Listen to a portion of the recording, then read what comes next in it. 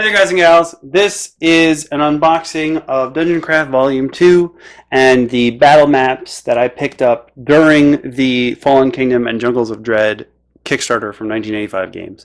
If you missed the unboxing of Fallen Kingdom, Jungles of Dread and the Kickstarter rewards for that, you can click the card that should be popping up now.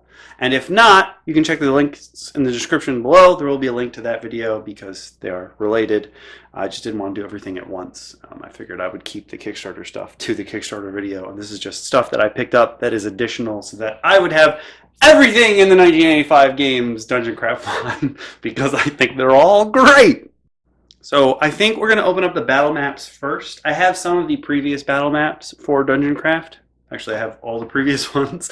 So I just wanted to make sure that I had the set complete. And the battle maps that 1985 Games' Dungeon Craft are putting out are also compatible with wet and dry erase markers. So you can mark them up as you see fit, meaning there's even more options for you to use them for. It's not just that flat map and then you draw on it once and you're stuck with that forever. No, you can just erase it and do it again. So what do you get in a Dungeon Craft battle map?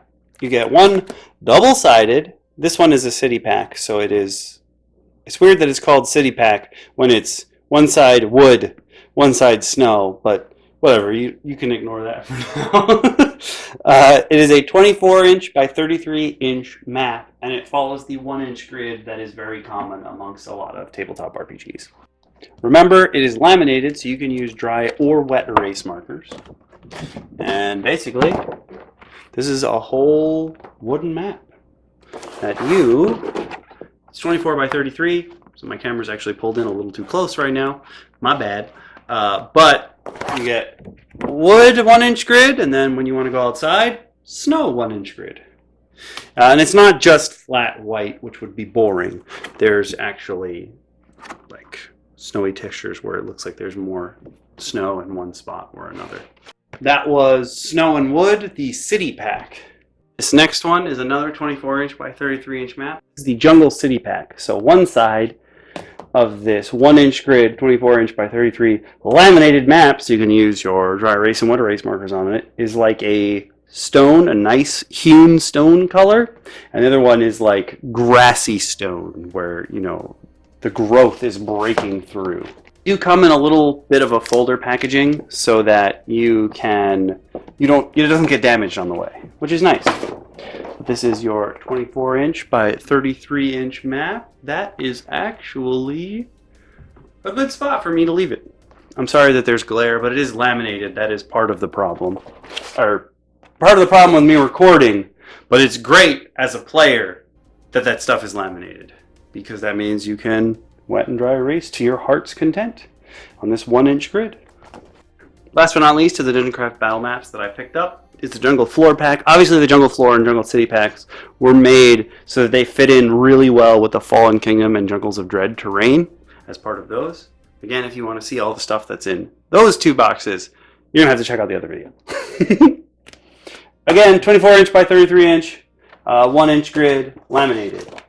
This one, though, is cool because one of Dungeon Craft's previous battle maps also had a river running through it. So this one has a really cool river.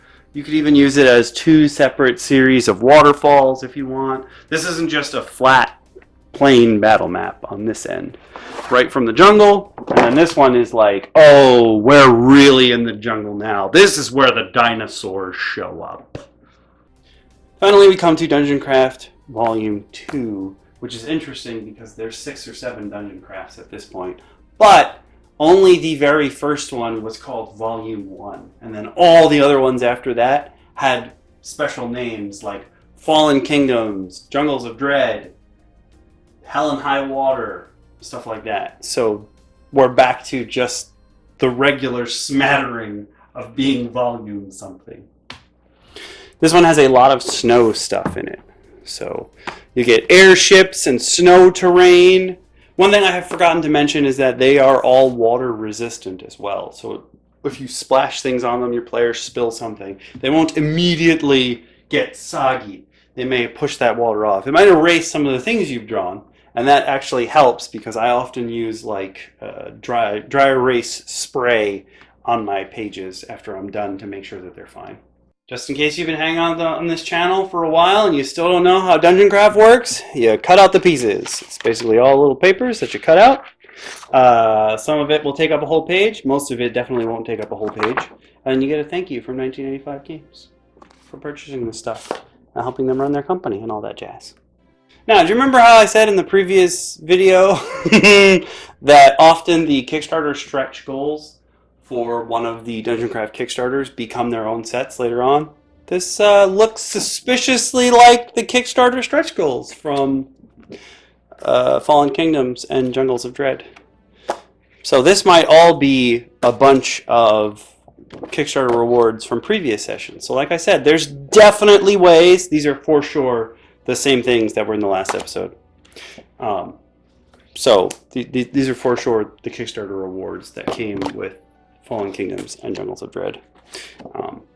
So there's that. There is definitely a way to pick them up. And that happens a lot with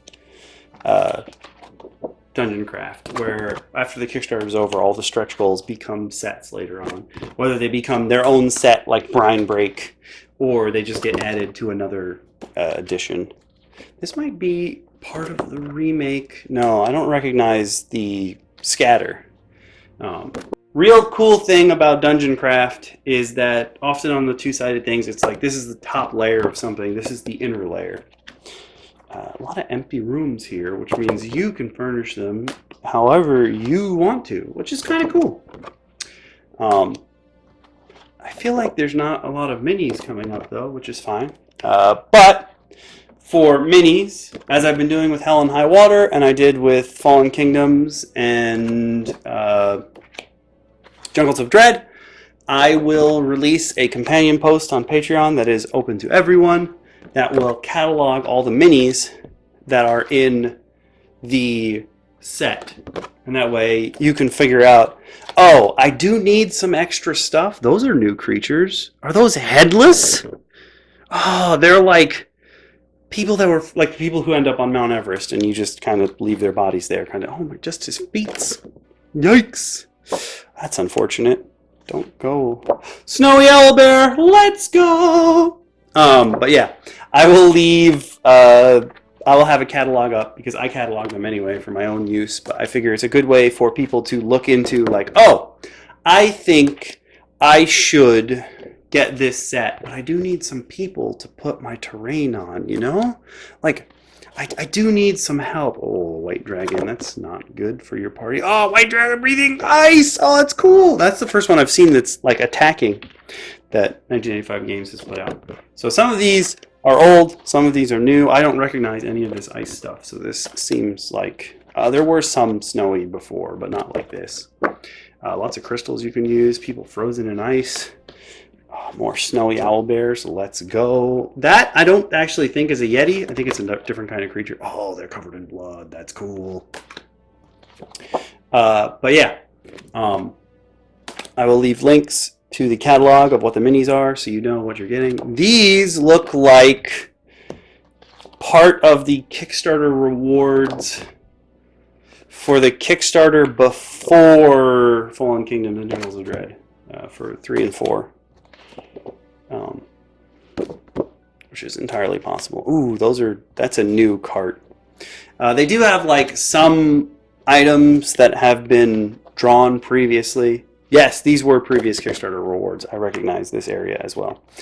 So like I said, definitely don't think you won't ever be able to get the Kickstarter rewards for things because there's a high chance that they'll be released as part of another set later on. So I got some new things, some doubles, some farm animals, which is good because like you don't want to go and be like, I got to go buy a cow mini. No, just use the one from Dungeon Craft, man.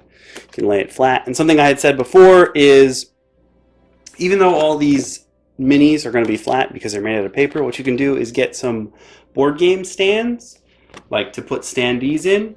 And what I like to do is, since it's a different color on either side, that's just a thing Dungeon Craft does in general, so that you can easily separate them into groups. But they're also dry and wet erase, so you could technically write on them too. Anyway, you can cut both of these guys out, say for example, put them in a board game stand, back to back so that your players won't get confused based on where they're sitting, because since the color is different, your players might be like, is that a different enemy? But no, it's the same guy. This is part of the carnival from one of the previous Kickstarter's stretch goals as well. So yeah, there's some things that are reused in this. If you've been getting their Kickstarters, I don't think you necessarily need to buy Volume 2, because you probably have all the stretch goals already. This is Baba Yaga's hut. This was 100% part of one of the previous Kickstarters. If you've bought the previous Kickstarters, you probably don't need to buy Volume 2, because if you've gotten all the stretch goals, you have the vast majority of what is in this set. If you liked what you saw in this video and you want to purchase them yourself, there will be a link in the description below if these items are available on Amazon. It's an affiliate link, so basically you purchase that thing, I get a small cut of the purchase price at no additional cost to you. It helps me, helps you, because you're getting what you want. I'm getting paid, it's nice. Beyond that, please, if you liked what you saw, leave a like. If you want to see more content like this, sub. And I will see you guys and gals later in the next one. If you're feeling extra generous, you become a member of this channel right here. There's a join button on all of my videos now. If you want to, you can join and get some perks. The perks are listed in the description. If you become a YouTube member, you get access to my videos early. I am ahead of schedule currently, meaning I'm uploading videos that come out in the future. You can watch those videos early. You can comment on them.